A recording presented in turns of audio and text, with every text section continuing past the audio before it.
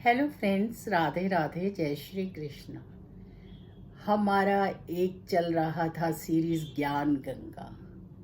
उस पर आके थोड़ा सा स्टॉप लग गया, क्योंकि मैं आप लोगों के साथ उद्धव के चरित्र को कर ही नहीं पा रही थी।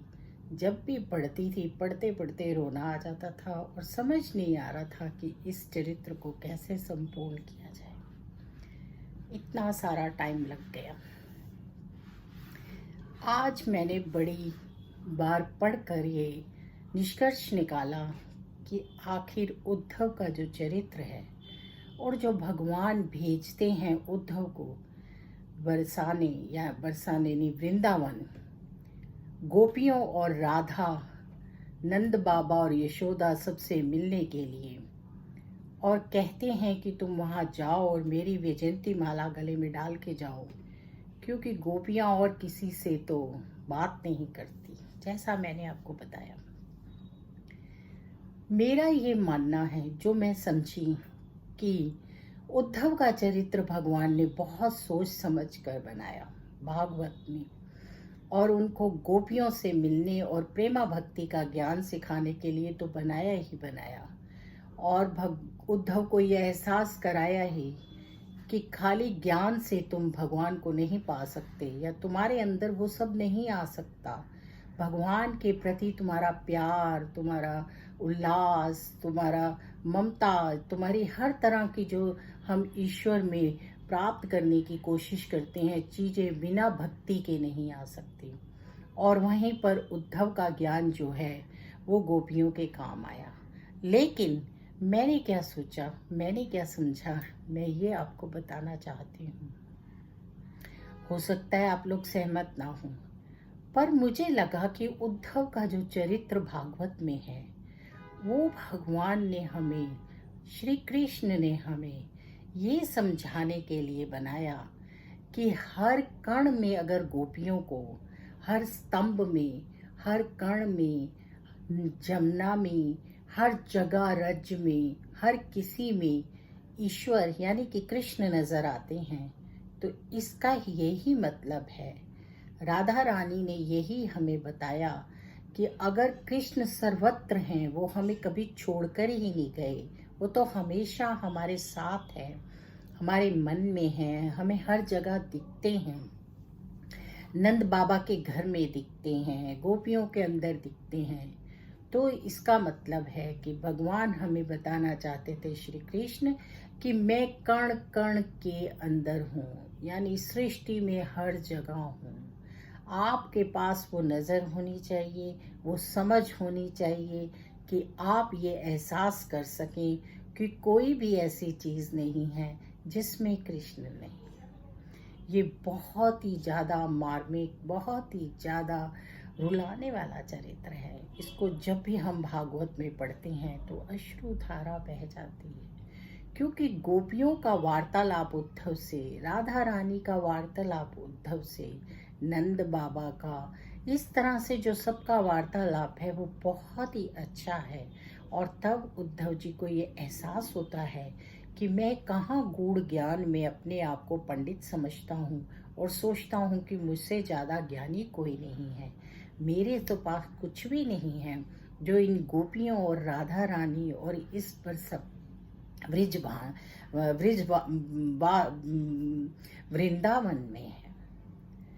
बहुत ही टाइम लगा मुझे इसे समझने में, क्योंकि मेरा ऐसा मानना है कि हम जब भी कोई बात करते हैं या हम कोई बात करना चाहते हैं तो हमारे अंदर से आवाज़ आनी चाहिए कि अब हम ये बात कर सकते हैं। शायद वो आवाज़ आ जाए कि मुझे अपनी भागवत को भी पूरा संपूर्ण करना चाहिए और ज्ञान गंगा में जो अटक गए हैं उससे आगे बढ़ना चाहिए। शायद ठाकुर जी की कृपा हुई, उन्होंने ही बताया कि ऐसे करना चाहिए। तो उद्धव जी जब वापस जाते हैं ठाकुर जी के पास तो वो बिल्कुल एक नए उद्धव होते हैं। उन्हें ये एहसास हो जाता है कि आखिरकार भगवान ने मुझे, यानी श्री कृष्ण जी ने मुझे वृंदावन क्यों भेजा। और उधर गोपियों को भी ज्ञान प्राप्त होता है कि हमें और भी जो संसार के कार्य हैं जिनके लिए हम धरती पर आए हैं वो सब भी संपूर्ण करने हैं। तो ये जो बहुत ही सुंदर वर्णन है भागवत में, बहुत ही समझने वाली चीज़ है जो हमें बड़े बड़े हमारे संत महात्मा समझाते हैं। उद्धव और गोपियों का जो वार्तालाप है वो बहुत ही अच्छा है। वो कैसे बताती हैं कि आप हमें क्या बताओगे, श्री कृष्ण तो हमें कभी छोड़कर ही नहीं गए, वो तो हर पल हमारे साथ है। सामने देखो श्री कृष्ण है, वो बेल में देखो श्री कृष्ण है। यानी कि इससे यही निकलता है कि भगवान सर्वत्र हैं, सब जगह हैं, और हमें ईश्वर को ढूंढने के लिए कहीं और जाने की ज़रूरत नहीं है। हमारे अंदर भी ईश्वर हैं, बाहर भी ईश्वर हैं। ये हमारे मन की सोच पर डिपेंड करता है कि हम ईश्वर को कहाँ कहाँ देखते हैं।